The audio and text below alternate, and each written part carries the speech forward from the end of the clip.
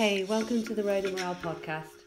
So do you ever feel like screaming out in the office, on Zoom or outside the school gates? For the love of God, come on, really? And if this is you and you're looking for an honest, fun and frank podcast on life and business, then sit back and listen to me, Road and Morale.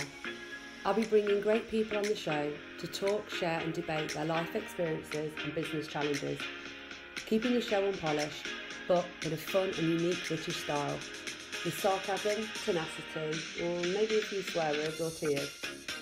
This podcast keeps it real, honest, raw, and removes the bullshit in the only way I know how, through authenticity and getting shit done. Think of it less like the Housewives of New York or Towie with the lipo and drama, and more like the house and lives of the real world. I hope you'll take something away to be better informed, laugh, smile, or maybe even finally getting the confidence to shout, come on really. So enjoy.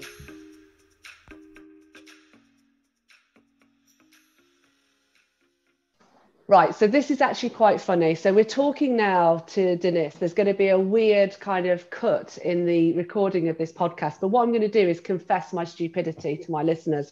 So I've been doing podcasts for ages. I've been recording and then it kept coming up that it was cutting off and I was trying to get it to go to the cloud. A simple click button and I epically failed. So thank you, Dinis, for your patience and tolerance. I was hoping you thought I was an intelligent lady up until this point. So, oh, come on.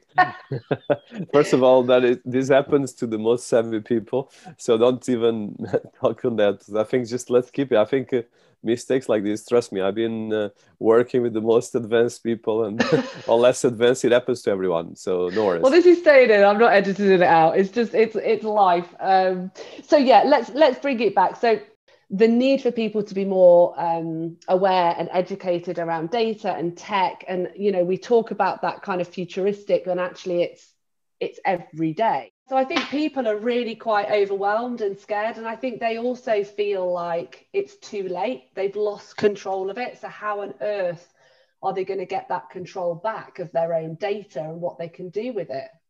What advice would you give? Well, first of all, there's still a lot of opportunities on this. I think I would say that, first of all, there's always the time to go for anything. And I think actually, I would say that now is actually the best time because I think the most advanced things that are going to happen in the next 5 to 10 years, especially with what you call singularity, when the machines, or at least the artificial intelligence main devices, are going to reach human intelligence, or you call super intelligence. AGI, artificial general intelligence, and I think then is going to be very scary.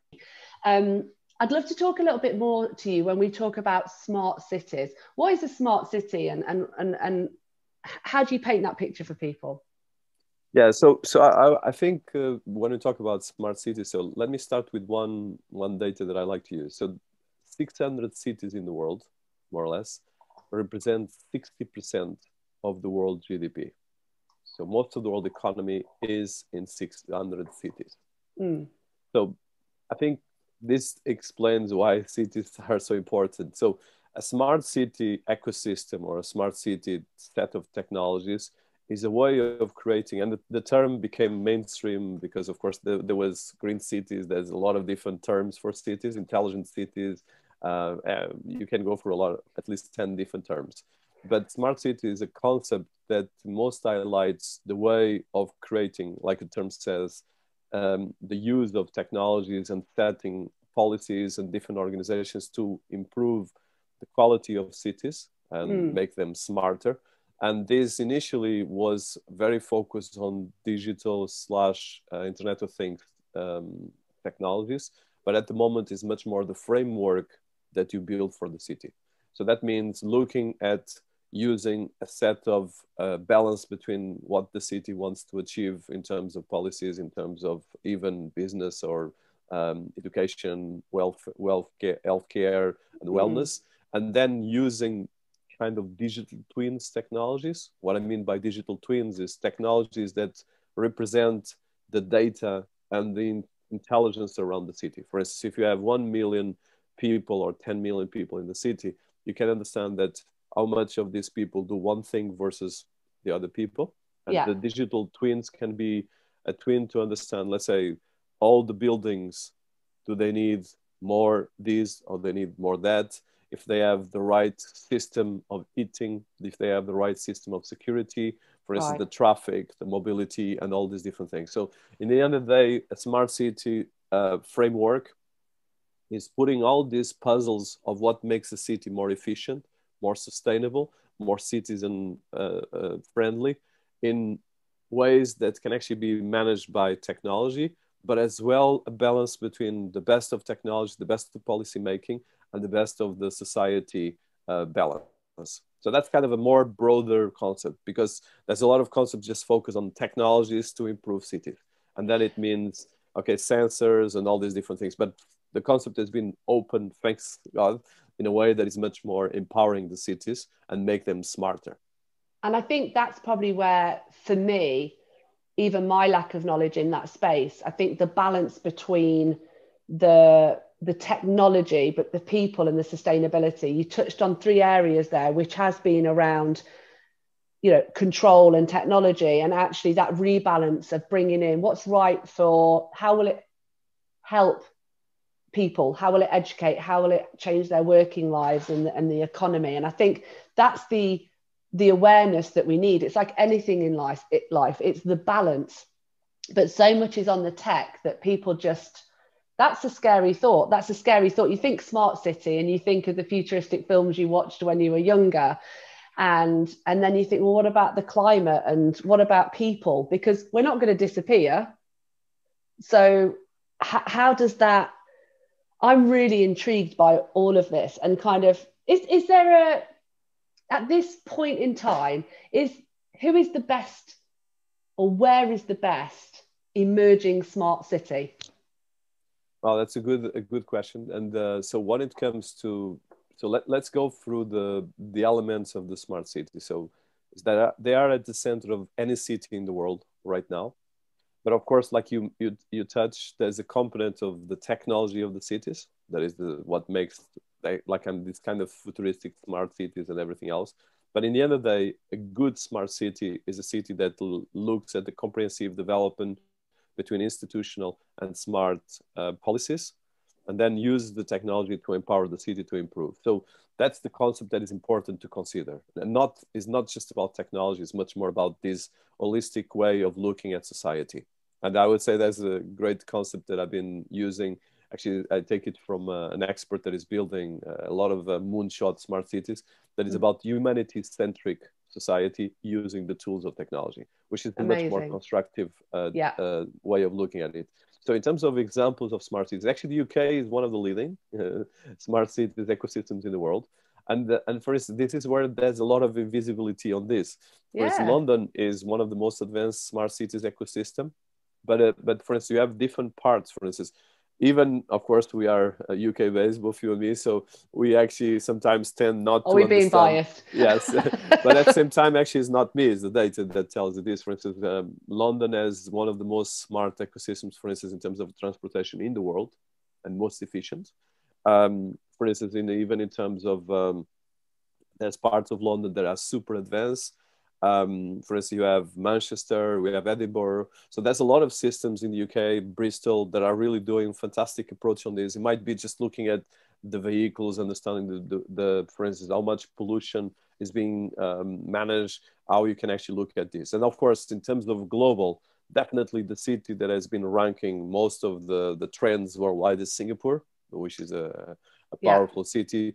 And it's not just because it is a futuristic city, but it's very balanced in terms of all the different areas. And I don't know if you've been in Singapore, but you understand that because it has a balance between all the different things from physical mobility, sustainability infrastructure, to smart strategical digital transformation policies, e-governance and public participation on the e-government, and of course, smart healthcare and wellness strategies. So I think it's when you put all of this together that you have the most balanced infrastructure for smart cities.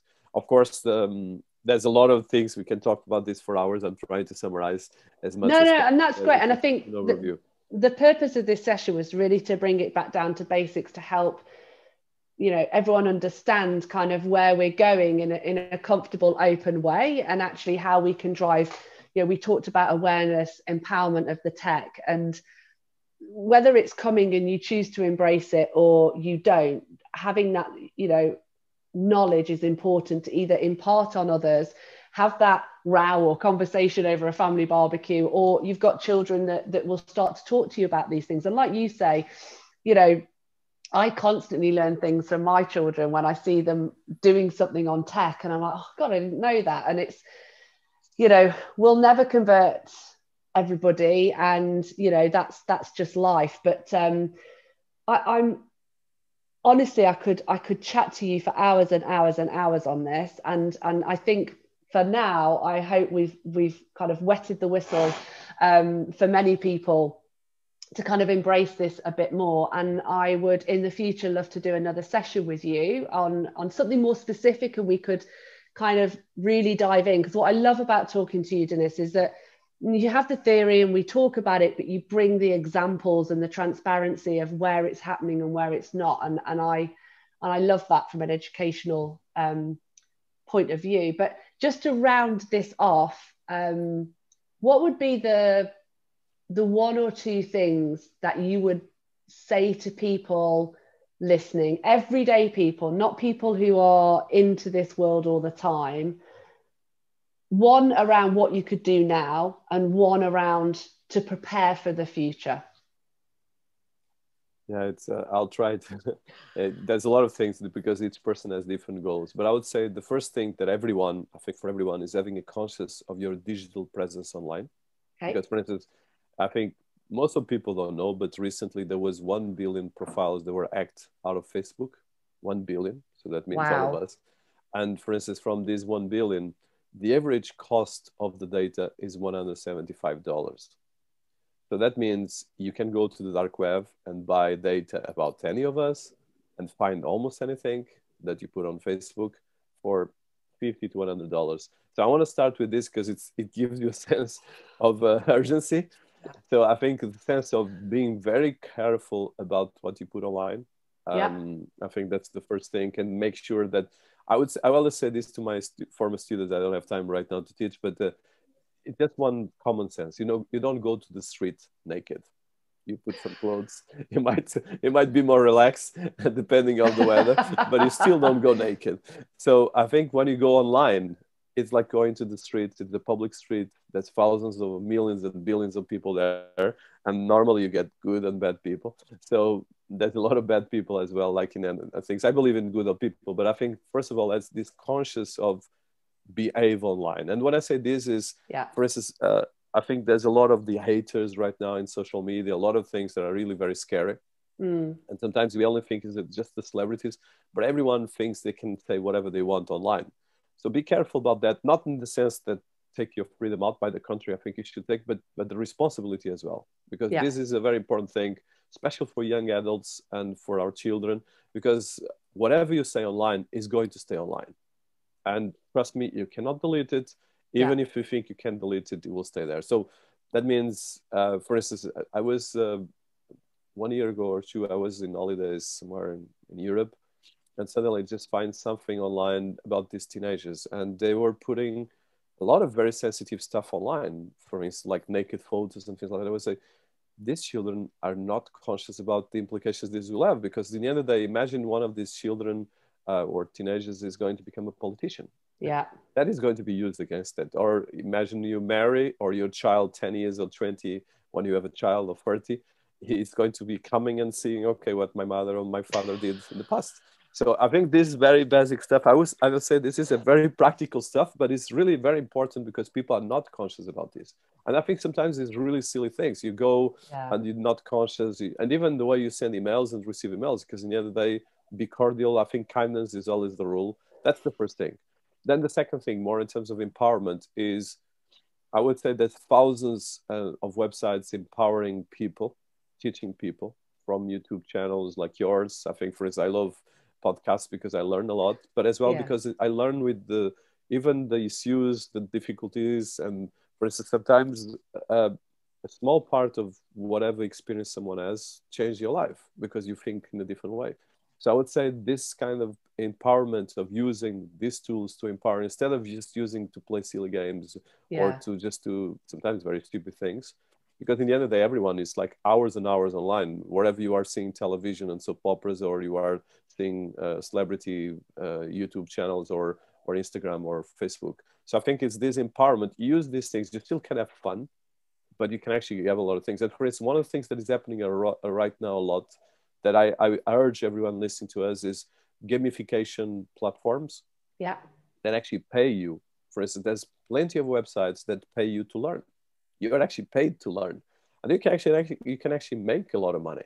So Yeah. for instance, there's plenty of platforms where you can actually review products, engage things. And I'm talking this for general people, because this is something that you can still use your time, have fun, but getting empowerment out of this. And then you start, okay, this is much more interesting for me than just criticize Silicon Valley or Yeah. whatever companies. Because in the end of the day, these companies are not responsible for this. We are. And if you let them do, they will continue to. So I would say these two things: behave online and have a sense of responsibility, and be kind to the people online. Because in the end of the day, it can be someone close to you, but in the end of the day, everyone deserves kindness and respect. And then the second is empower, use these tools on your own way. And I would say, when I say about gamification, I say as well, do online courses. For instance, Udemy has thousands of courses. You can actually take for free a course from Berkeley, Stanford, King's College, and Oxford. Really? For instance, mocks. Amazing. And people don't know this. For instance, I took courses all the time, and I'm keeping on doing a lot of these things. And this is, for instance, the mocks, there is massive open online courses.